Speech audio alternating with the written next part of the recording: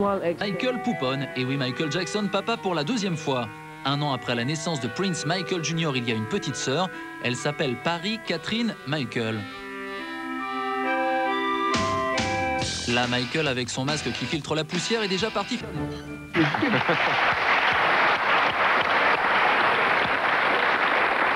Que je vous demande d'accueillir, qui va nous parler de Michael ce soir. Georges Constantine, mesdames et messieurs.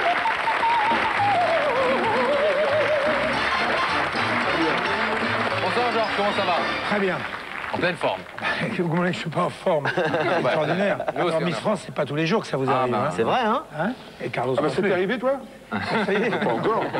Ah bah dis donc, Georges, il est donc, rapide, hein. on va parler ce soir de Michael Jackson, le symbole, s'il en est, des excès de la chirurgie esthétique. On regarde tout de suite un premier document. Alors, on va regarder sur un premier document pour un peu placer notre sujet. Alors ça, c'est Jackson 5. Alors là, il est avec ses frères. Regardez ses cheveux. Ça, c'est sa sœur. Ça, c'est un autre de ses frères. Et maintenant, attention, vous allez découvrir le point essentiel de l'histoire. Le père.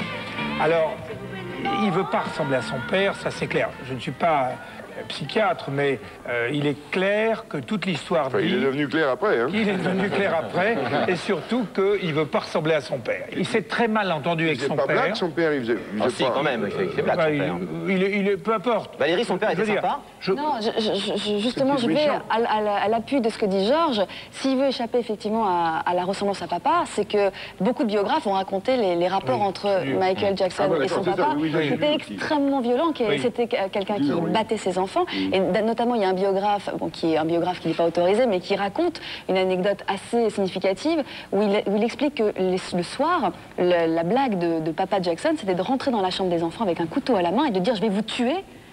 En pleine nuit, et de repartir juste pour leur faire peur. Donc on comprend ce que dit Georges là-dessus. Oui, ça va donner quoi? Ben, ça va donner cette image d'un homme qui est complètement transformé. C'est une image saisissante. C'est le tel qu'on le connaît aujourd'hui. Alors, on voit bien sûr les traces de l'opération. Et maintenant, cet homme ne va avoir qu'une seule idée, c'est de ne plus jamais être noir. Suivez ses lèvres, et il va commencer par cacher ses lèvres, avoir une démarche très particulière, quasiment d'automate. Regardez l'effort qu'il fait sur les lèvres et sur le visage. Il les pince sans arrêt. Il ne veut absolument pas montrer d'où il vient, sa provenance, ses origines. Il cache ses lèvres. Et pour ça, il les pince.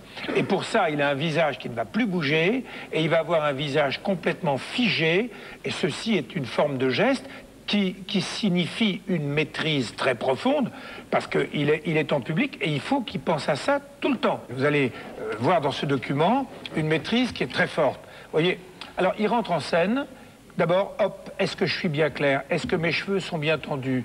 Est-ce que mon chapeau est bien sur ma tête? Est-ce que tout ça c'est bien fait?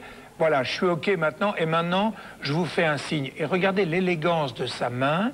Cet homme a quelque part un immense talent. Alors là, on est d'accord. Et regardez sa main. Regardez ce geste. Ce geste est quasiment une bénédiction. Hein? Essayez tous de faire comme ceci. Regardez, avec l'annulaire, le pouce et l'annulaire. Voilà, là, hein, naturellement. Oui, alors, à part Carlos,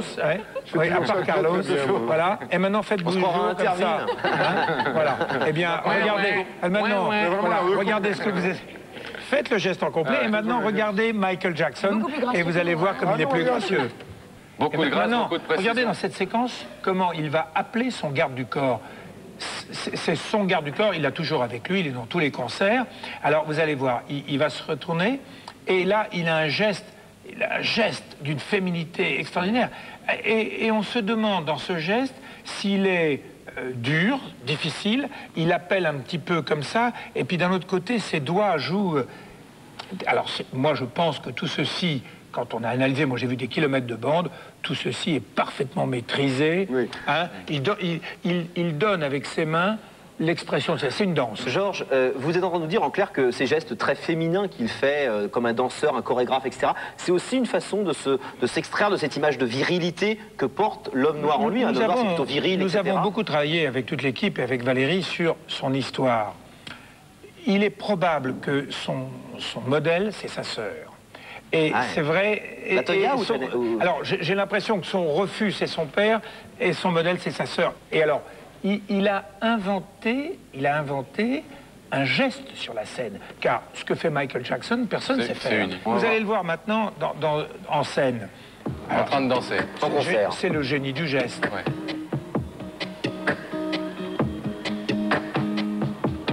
Moi, ce qui me frappe beaucoup, c'est bien sûr son corps, mais surtout cette aisance des mains. Il s'est créé une personnalité par le geste. Et vous allez le voir dans une situation qu'il n'a pas préparée. Une situation qui lui tombe dessus comme ça, il est sur scène et puis une fan monte et lui saute dessus et regardez bien, je vous affirme une chose, c'est que il sait pas danser à deux.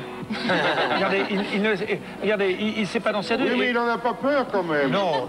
Mais alors, regardez le slow. Ouais, c'est quand même le plus mauvais slow du monde. Ça, c'est difficile de danser comme ça. C'est vrai que pour un si grand danseur, il danse mal à deux. Alors, cet homme a une capacité de se désarticuler, d'être. Et puis d'un seul coup, vient un incident et la machine ne gère pas. Il gère pas, oui. Ce que je dis, moi, mais c'est mon analyse.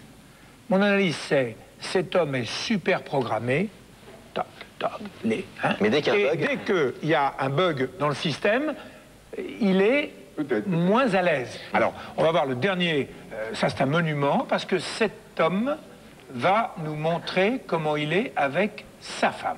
Ouais. Sa femme, vous la connaissez, hein? Liz Marie Presley. À cette époque-là, il avait de gros soucis. Sont-ils vrais ou pas, on ne sait pas. En tout cas, la presse américaine s'est prise contre lui. Et, on l'accusait de pédophilie, pour être On clair. l'a accusé de pédophilie. Et il a fallu qu'il donne le change. Hein. Alors, il a donné le change en se mariant. Regardez sa démarche, là. Il ne marche jamais. Quand vous le regardez sur scène, il ne marche jamais comme ça. Il dirait Belmondo. Là, il a bien programmé sa façon de marcher. Hein, il balance. Regardez, et je me tiens ma lunette, tout est en place, je me contrôle, on y va, on avance. Et puis maintenant, c'est le vrai baiser de cinéma. Ouais, on va à côté, on enroule, on va faire... Et ce qui est marrant, c'est qu'il va jamais se retourner vers le public et on après avoir fait le baiser. Et on s'en va. Elle avait peut-être mangé de l'ail. Oui. Ma conclusion, c'est quoi? C'est que c'est un génie des gestes, c'est un homme très programmé, qui maîtrise tout, et quand quelque part quelque chose arrive de mal, il a, de mon point de vue, beaucoup de mal à s'en sortir. Et j'ai vu beaucoup d'artistes, j'ai travaillé sur beaucoup d'artistes, là, je l'ai trouvé extraordinaire d'un côté, puis complètement pâté de l'autre. Voilà. Il faut dire que Michael Jackson, c'était pas n'importe lequel.